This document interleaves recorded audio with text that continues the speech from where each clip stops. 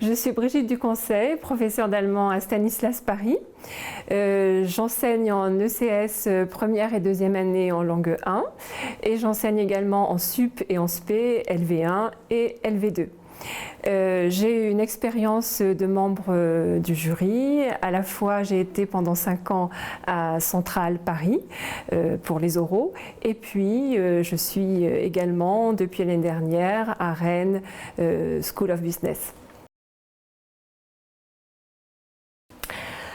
Alors, ce qu'un membre du jury déteste le plus de la part des candidats, c'est les phrases standards du genre « Das Text handelt sich qui voudrait dire « la texte s'agit de ». Donc, on évite ces formules passe-partout, stériles, vides de sens, qui sont généralement très mal maîtrisées par les candidats et qui en plus vous font faire au moins 2 erreurs de grammaire en 5 mots.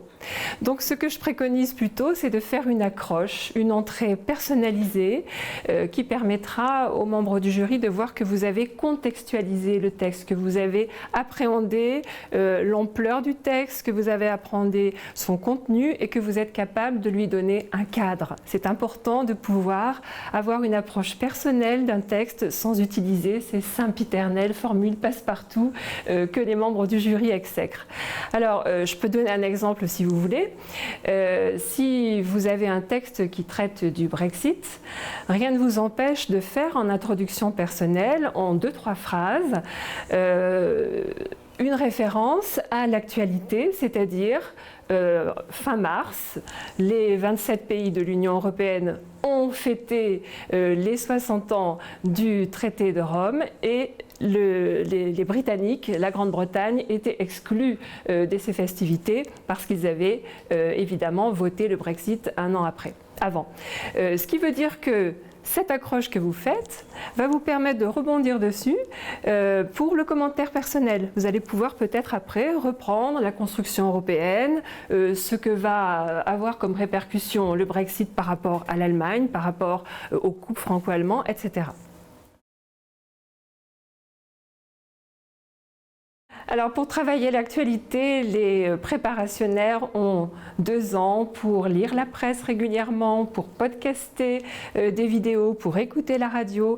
Et ça, c'est important qu'ils le fassent vraiment chaque semaine pour pouvoir suivre le déroulement de l'actualité à la fois en Allemagne, en Autriche, en Suisse alémanique, mais également en Europe et dans le monde, puisque l'Allemagne et l'Autriche ne sont pas déconnectés du monde et c'est important qu'ils suivent l'actualité. Donc ça, c'est un travail de fond qui est fait en amont et le jour J, les candidats auront à cœur de discriminer leurs connaissances et de ne pas tout donner, mais de pouvoir évoquer les faits émergents, les faits principaux pour pouvoir expliciter le texte. Alors, préparer un texte, c'est-à-dire le lire s'il s'agit d'un support écrit ou l'écouter, ça ne demande pas du tout les mêmes performances. Je dirais pour les supports écrits qu'un candidat doit avoir des outils en main, c'est-à-dire avoir des feutres fluo. Normalement, ils sont autorisés à annoter et à stabiloter sur le document qui leur est confié. Donc, si vous avez l'habitude de faire une lecture approfondie, très minutieuse, vous allez pouvoir faire des repérages, des fameuses questions, les W-Fragen, c'est-à-dire wer, wo, wie, warum, was. Et ça, c'est important parce que vous aurez la trame vraiment de la compréhension du document écrit. Pour l'oral, je dirais que ça sera différent parce que là, vous avez une prise de notes à faire. Vous avez généralement 2 écoutes. Et là, il va falloir, c'est un entraînement aussi, évidemment, mais il va falloir savoir prendre en note, non pas tout, parce que c'est impossible de prendre l'ensemble d'un script, mais de savoir prendre le verbe avec son complément ou le sujet, sujet et le verbe, des éléments qui seront des jalons qui vous permettront après, ce seront juste quelques notes, mais ça vous permettra de reconstituer le contenu. Qu'est-ce qu'on vous demande en fait lorsque vous avez pris connaissance des documents, que ce soit un document sonore ou un document écrit, c'est de restituer les faits majeurs, les enjeux du texte ou de l'enregistrement et d'être capable de donner ces faits majeurs, de les rendre compréhensibles à quelqu'un qui n'aurait pas lu ou pas écouté cet enregistrement. Donc il faut aller à l'essentiel.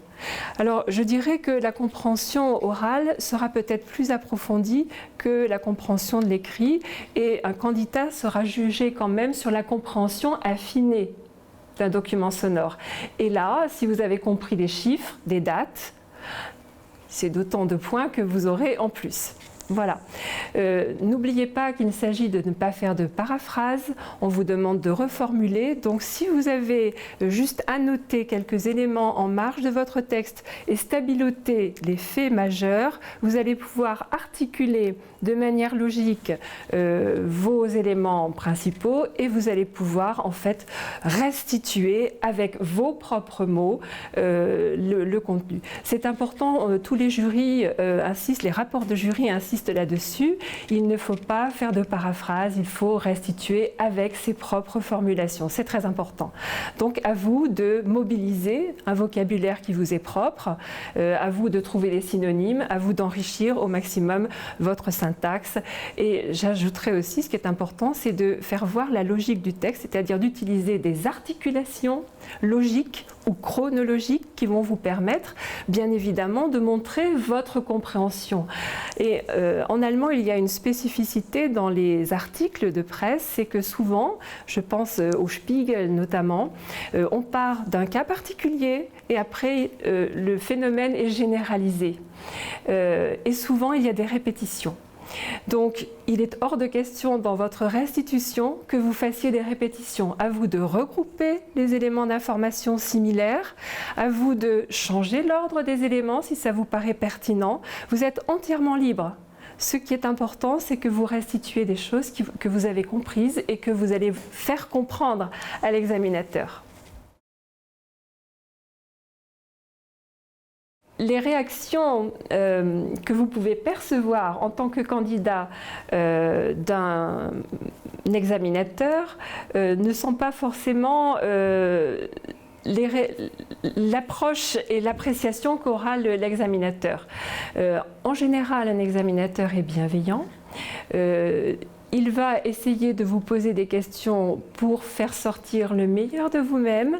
Donc ne soyez pas paniqués s'il y a plusieurs questions qui s'enchaînent. Essayez de répondre par autre chose que ja ou nein. Essayez de développer bien vos réponses, de rebondir sur les questions. Essayez de vous approprier la parole. Mais en aucun cas, je pense qu'un examinateur vous dira que vous faites fausse route, que ça ne va pas, que vous n'avez pas compris. Il essaiera par le biais de questions, avec la bienveillance qui lui est due, de vous mener sur le chemin qui devrait être le vôtre. Reconnaissez si vous avez fait une erreur, c'est toujours bien vu de reconnaître que l'on s'est trompé ou de rectifier l'erreur que vous avez pu faire dans une mauvaise compréhension d'une phrase. Ne pas essayer de remplir l'entonnoir au maximum. L'entonnoir, il est déjà plein. Vous avez travaillé sérieusement pendant 2 ans. Il est temps de vous détendre quelques heures avant. Aérez-vous la tête. Allez vous promener, faites du vélo, allez nager, allez voir des amis, faites un bon dîner, allez au cinéma, mais essayez de vous aérer la tête et de ne plus penser à l'oral. Vous en serez beaucoup mieux, vous arriverez plus décontracté. Je vous rassure, un oral, ça se passe généralement bien. Vous allez venir vous-même, authentique. Bien sûr, vous serez un petit peu déguisé parce que les jeunes gens, vous aurez votre cravate, vous aurez le costume, les jeunes filles seront apprêtées de manière différente, n'auront pas le jean, etc. Mais vous serez quand même authentique, vous serez vous-même. Et ce qu'on veut voir de vous, c'est le meilleur de votre personnalité et il faut que vous soyez bien. Donc, aérez-vous la tête. Déjà, on a parlé des formules passe-partout qui sont absolument stériles. Je dirais aussi que ce ce qui contrarie un examinateur, c'est de voir un candidat qui, dans son commentaire, va vouloir étayer son argumentation avec un exemple de l'actualité ou de la civilisation et va citer automatiquement les États-Unis ou la Grande-Bretagne. Et on demande quand même aux germanistes de pouvoir citer en priorité l'Allemagne, l'Autriche ou la Suisse alémanique, quitte à faire un parallèle, quitte à faire une comparaison avec les États-Unis ou la Grande-Bretagne. Mais de but en blanc, s'il vous plaît, ne faites pas tout de suite un exemple avec les États-Unis. Ça hérisse le poil de tous les membres des jurys. Alors, la personnalité joue un rôle indéniable dans l'appréciation que l'on a du candidat ou de la candidate.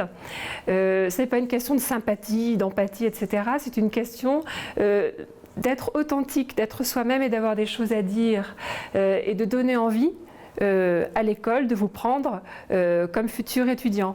Donc vous avez tous une valeur en vous, vous avez tous quelque chose d'intéressant à dire, à vous de le mettre à disposition de l'examinateur ou de l'examinatrice. Ça veut dire quoi? Ça veut dire que si vous avez fait un séjour en pays germanophone, comme c'est recommandé quand même pendant vos études, eh bien il faudra le faire valoir, il faudra que vous montriez votre expérience, votre appréciation des pays germanophones, ce que vous avez aimé là-bas, ce qui vous a étonné, si vous avez eu une passion particulière pour ce pays, pourquoi vous avez appris l'allemand éventuellement, ça peut être quelque chose d'intéressant.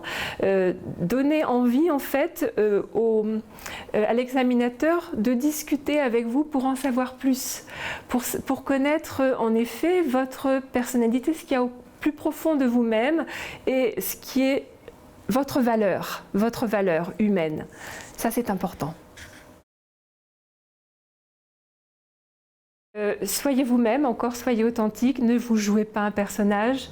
Et puis soyez décontractés parce qu'encore une fois, les membres du jury ne sont pas là pour vous mettre sur la sellette et pour vous mettre en difficulté, ils sont là pour faire ressortir le meilleur de vous-même.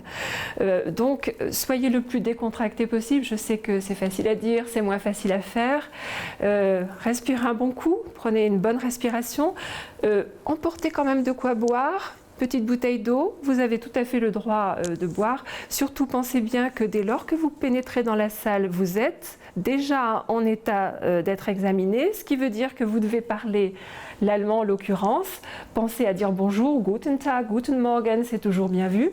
Et puis pensez aussi de ne pas intervenir en français pendant toute la durée de la prestation parce que même si vous avez une question à poser, une difficulté quelconque, ça doit se passer dans la langue que vous avez choisie pour être ici candidat. Donc vous devez jouer le jeu pendant 20 minutes. Mais ça va bien se passer. Je pense que vous avez été bien préparé pendant 2 ans. Donc venez vous-même, révisez bien avant, mais aérez-vous la tête la veille et vous verrez que tout ira très bien.